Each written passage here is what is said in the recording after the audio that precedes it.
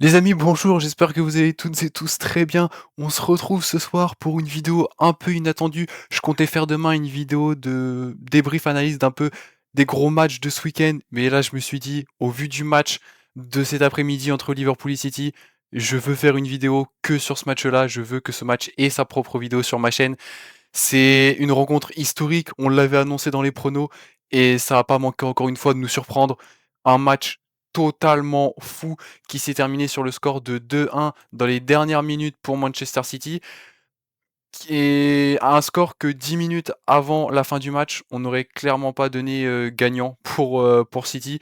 On voit les joueurs Van Dijk, on voit les joueurs de Liverpool qui sont dégoûtés et ça se comprend très clairement. Liverpool avait 43% de chance contre 30% pour City. C'est les chances du site utilisé par le site de la Première Ligue. Donc une victoire pour City un peu ouais, contre les pronostics, contre les cotes. Et une victoire où tu as Liverpool, tu as Slot qui aligne le même 11 de départ que la semaine dernière, enfin le week-end dernier, face à Newcastle, Szoboszlai et Kerkez en latéraux, Gravenberch, McAllister au milieu, Gakpo sur l'aile gauche et Ekitike en pointe. C'est exactement le même 11 avec les mêmes tactiques. Et le match, honnêtement, il a été divisé en deux parties, voire trois. C'est la première mi-temps, c'est City qui contrôle absolument tout. Et la deuxième mi-temps, c'est Liverpool qui contrôle absolument tout.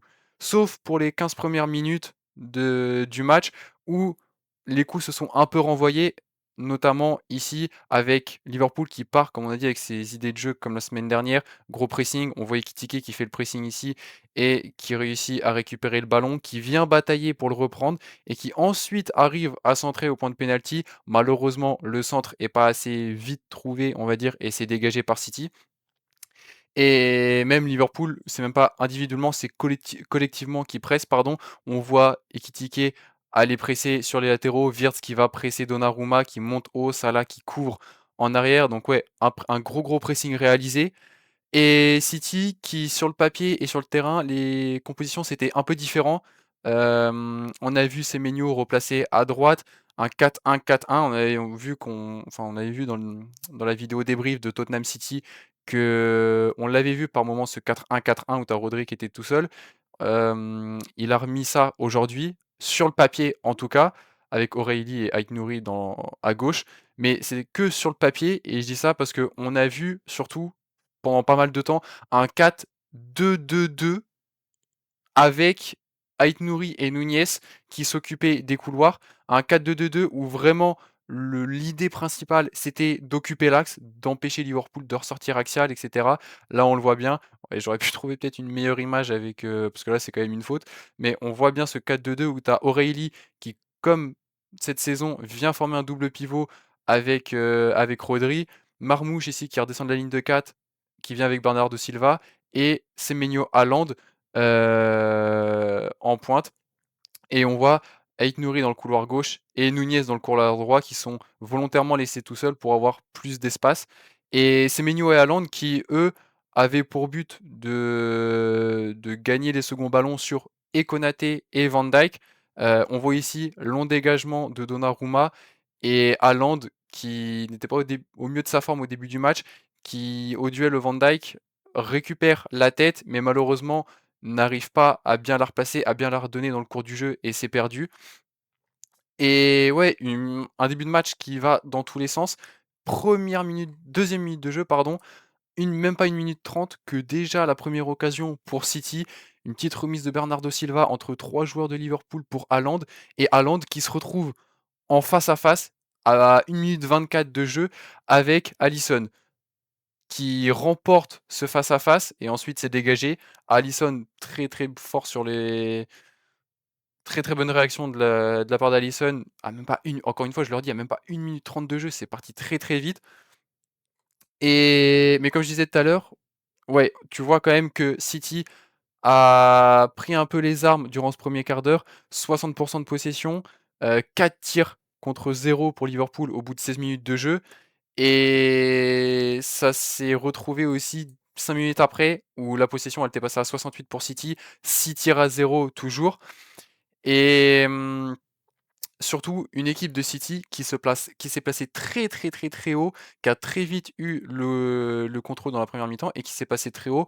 On voit tous les joueurs de City dans les 20 premiers mètres de Liverpool et surtout Kusanov qui est aussi haut, la charnière centrale qui est aussi haute, qui est Kusanov qui est limite aux 30 mètres, 35 mètres. Donc ouais, vraiment une domination de City. Si bien qu'à la 20e minute passée, on avait 31 passes dans le dernier tiers pour City contre une seule pour Liverpool. Donc grosse domination pour City en première période. Même si parfois Liverpool arrivait à trouver des passes en étant axial. Et par contre, le peu de fois où ça s'est fait, c'est là où City s'est retrouvé en danger. Parce que, comme on le voit ici, trop d'espace au milieu, trop d'espace dans la défense, que ce soit entre Koussanov et Gueye, ou Gueye et Aït-Nouri, comme on voit ici, hein, McAllister qui arrive à trouver en profondeur Salah, ouais, qui malheureusement après ça n'arrive pas à faire un bon contrôle, mais c'est peut-être sur la première période les seules fois où City aurait pu se faire peur. Mais encore une fois, City a bien répondu et Liverpool était incapable d'aligner 2 passes pour ressortir les balles, que ça soit axial ou à la récupération de balles tout court. Là, on voit ici, c'est Konaté qui récupère, ça revient dans les pieds de Gravenberch et au final, il essaye de faire une passe à Salah contre le cours du jeu qui est mal donné et qui directement est rendu à Manchester City. Manchester City qui, pendant la rencontre, va s'aligner en 4-4-2, mais en 4-4-2 qui, des fois, et de nombreuses fois, va se transformer en 4-3-1-2, où tu as Bernardo Silva qui va sortir de la ligne des milieux et qui, on a dit, Haaland, Marmouche remplacé, qui remplace en seconde période, là c'est Semenyo qui était repassé à droite, où les deux de devant ils sont là pour peser sur Van Dijk et Konaté, mais où Bernardo Silva, des fois, va sortir de sa ligne de milieu et va aller presser haut, va aller se balader et va aller presser hyper haut la défense adverse. Mais tu vois déjà qu'au début de la seconde période, Liverpool était quand même revenu. 55e minute, on voit les statistiques données en première mi-temps. 16 touches de balle dans la surface de réparation adverse pour City et 8 pour Liverpool. En deuxième mi-temps, 7 pour Liverpool, Manchester City, pardon, 0, rien, nada, ils n'y arrivaient plus. Faut vraiment que Guardiola essaye de trouver le truc, la chose, le pourquoi du comment City, entre la 50e et la 80e, ça s'éteint complètement. Faut qu'il trouve ça parce que même s'ils reviennent à 6 points d'Arsenal ce soir, s'il ne trouve pas le remède à ce problème-là de cette équipe, je pense qu'il va avoir du mal à revenir sur Arsenal. Et comme on le voit, 55e contre dégagement d'Alisson, un contre emmené qui est récupéré par Ekitike, un 4 contre 3. Il aurait pu donner à Wirtz sur le côté droit qu'arrivait Plenbourg, qu'arrivait lancé. Au final, au lieu de ça, il passe à Salah à gauche. Salah qui est passé à côté de son match, honnêtement. Cette action-là le sauve un peu, mais il est passé à côté de son match. Et pour moi, ça traduit autre chose sur le plan personnel, c'est que par rapport à la saison dernière, il a plus du tout le niveau qu'il avait affiché. Est-ce que c'est une fin de carrière pour Liverpool? Et on sait qu'il avait renouvelé son contrat pourtant, mais pour moi, ça fait trop de matchs qu'il est plus au niveau pour commencer titulaire. Et cette action-là qui vient sauver un peu justement cette prestation où il vient d'une extérieure du gauche absolument sublime, trouver la tête d'Ekitike, point de pénalty, qui malheureusement n'arrive pas à la remettre correctement et qui ça sort en 6 mètres. Et Ekitike qui s'en veut, et surtout il s'en veut parce qu'il sait que c'est des chances qui peuvent coûter cher. Et bah, vous vous en doutez, elles ont coûté cher, très cher. Et là où on voit aussi l'effondrement de City en deuxième période, c'est à partir de la 63e, je trouve, où en première mi-temps, ils avaient bien bloqué l'axe, ils arrivaient à tout faire. Et là, Konaté, il arrive à trouver une passe axiale beaucoup trop facilement pour Gravenberch. On voit Semenyo qui s'énerve ici en disant «Ouais, les gars, s'il vous plaît, faites un effort, parce que derrière, ça couvre pas du tout». Et Gravenberch ensuite, qui arrive à progresser avec la balle, qu'emmène le contre. Et qui après, bah, ça part en 4 contre 4, 4 contre 3, on va dire. Et malheureusement, ça arrive pas au bout parce que Gakpo trouve Ekitike, le jeu dos au but, enfin le jeu en pivot entre guillemets d'Ekitike, magnifique, petite talonnade pour Wirtz pardon, qui arrive lancé et malheureusement pour eux, qui bute sur Marc Guéhi, qui, je trouve, malgré la faute qu'il fait sur Salah, c'est peut-être la tâche de son match, la faute sur Salah 10 minutes après, où l'arbitre aurait pu donner carton rouge parce qu'il annulait clairement une action de but parce que Salah partait tout seul, il était dernier défenseur. À part cette chose-là, Marc Guéhi qui fait pour moi un super match, honnêtement, il fait une super prestation, notamment ce sauvetage-là où si t'es pas présent, bah, tu peux te prendre un but parce que la frappe est axiale, mais qui sait si Donnarumma l'arrête ou juste la dévie. Donc ouais, gros sauvetage, tu concrétises pas tes actions et 10 minutes après, Liverpool qui se fait délivrer par cet homme, Szoboszlai, qui pour moi cette saison est peut-être le meilleur joueur de Liverpool. Sincèrement, on l'avait dit le week-end dernier pendant la vidéo, qui pour moi il est le meilleur joueur de Liverpool cette saison. Et surtout au niveau des coups francs, ça c'est le coup franc face à Arsenal fin août. Fin août 2025 à Anfield, Szoboszlai sur coup franc, qui met une grosse bastos, lucarne gauche, poteau rentrant. Tout à l'heure, il y a 4 heures, Szoboszlai qui ouvre le score face à City, grosse bastos pardon, lucarne droite, poteau rentrant.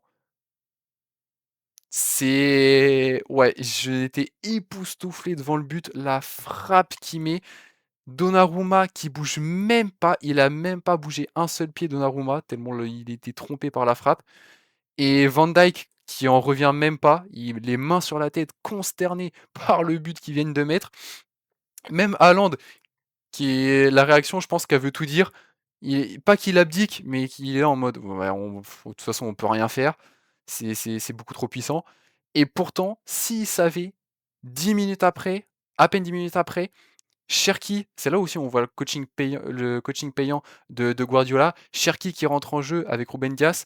Et c'est Cherki qui est à l'origine du premier but de City sur ce centre pied droit qui vient trouver Haaland. Et là, qu'est-ce qu'on remarque? Tiens, Haaland, on le voit mal sur cette image, qui est au duel non pas avec Van Dijk mais avec Konaté et qui là réussit son duel et à mettre la tête comme il veut pour Bernardo Silva juste ici, qui n'a plus qu'à pousser ce ballon au fond. Et l'ironie du sort, c'est que c'est Szoboszlai qui avait offert l'ouverture du score à Liverpool et c'est Szoboszlai qui permet à Bernardo Silva d'être en jeu au moment de la passe d'Haaland. Donc, tu ouvres le score, mais au final, tu es fautif sur l'égalisation de l'équipe adverse. Et on a vu qu'il s'en était voulu, vraiment il s'en était voulu. Et City, dans les dernières minutes,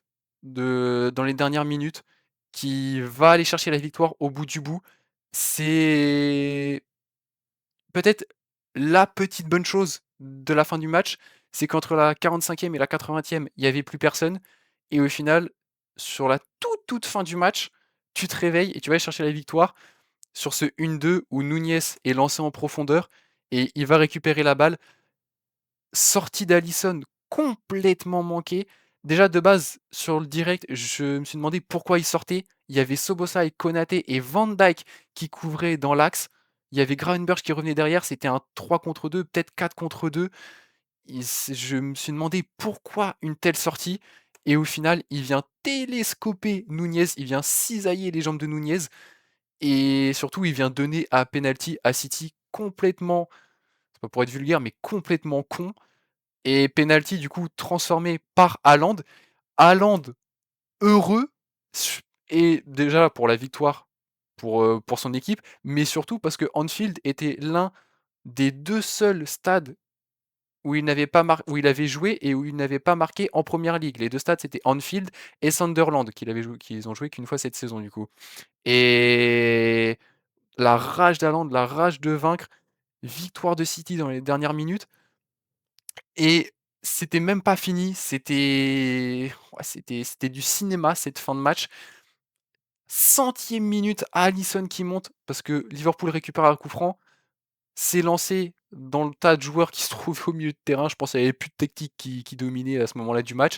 Et Alisson, encore lui qui perd son duel, lui qui avait fait une si bonne première mi-temps et en fait une fin de match absolument désastreuse, qui va chercher le duel à la tête, qui le perd et qui rend la balle à Cherki, qui lui au milieu de terrain vient glisser le ballon sur 50 mètres et au final, Szoboszlai se fait prendre de vitesse par Haaland, commet la faute et va prendre le carton rouge par la suite alors que le but, dans tous les cas, est quand même rentré. C'est une fin de match complètement épique, je j'ai pas d'autres mots et Szoboszlai qui se prend le carton rouge et qui, en plus de mettre Liverpool dans la ouais, dans la mouise, dans la merde, se met enfin, en plus de se mettre lui dans la merde, va mettre aussi Liverpool dans une situation un peu compliquée parce qu'il va manquer du coup le prochain match et entre guillemets «pour rien» du coup quand on sait la finalité de l'action, qui va manquer le prochain match et le prochain match, c'est Sunderland que tu joues à l'extérieur et ça peut être problématique puisque Sunderland à domicile, c'est très, très fort cette saison. On l'avait vu dans la dernière vidéo, enfin dans l'avant-dernière vidéo, des 5 clubs à suivre, où je montrais justement que Sunderland à domicile, c'est pas dégueu du tout. Donc à voir comment ils vont s'en tirer et c'est surtout que là, avec ce résultat-là, Liverpool, ils restent 6e, ils sont à 4 longueurs de Chelsea et ils arrivent pas à recoller au top 5 et ma question maintenant, moi, ça serait plus par rapport à City. Est-ce que parce que du coup, ils sont plus à 9 points sur Arsenal, mais plus qu'à 6 points. Est-ce qu'ils peuvent toujours y croire? Et je me dis que si Guardiola, si Pep trouve la solution à ce problème de l'effectif s'endort en deuxième mi-temps, est-ce qu'ils pourraient toujours croire au titre? Sachant on sait très bien qu'il y a 3 saisons, Arsenal, à 5 journées de la fin, ils avaient, 5 ou 6 points d'avance pareil et au final, c'est City qui a gagné. Est-ce que City peut croire au titre? Pour moi, la réponse est oui. Et Liverpool, est-ce qu'ils peuvent croire au top 5? Oui, aussi, mais par contre, ça va être clairement compliqué parce que je pense pas que United avec Carrick et Chelsea vont lâcher des points si facilement que ça. Et ouais, pour finir, c'était un match que tu devais gagner, que t'as pas gagné côté Liverpool. Et maintenant, bah, à voir la suite, comment ça va se passer cette deuxième partie de saison. Mais en tout cas, c'était un match épique. C'était un match qui, encore une fois, nous a montré pourquoi c'est le classique anglais, pourquoi ce match-là peut être considéré comme le classico des années 2020. C'est un match historique. Chaque match, tu peux penser que ça va être d'anthologie. Et ouais, c'est clairement presque le cas à chaque fois. En tout cas, très, très gros match de soir. Je suis vraiment heureux d'avoir pu en faire une vidéo ce soir, d'avoir eu le temps d'en faire une. Et j'espère que le match vous a plu. J'espère que la vidéo vous a plu. Si c'est le cas, n'hésitez pas à lâcher un petit pouce bleu, vous abonner, même mettre un commentaire. Ça me ferait extrêmement plaisir. Sur ce, moi, je vous dis, prenez soin de vous et à très vite.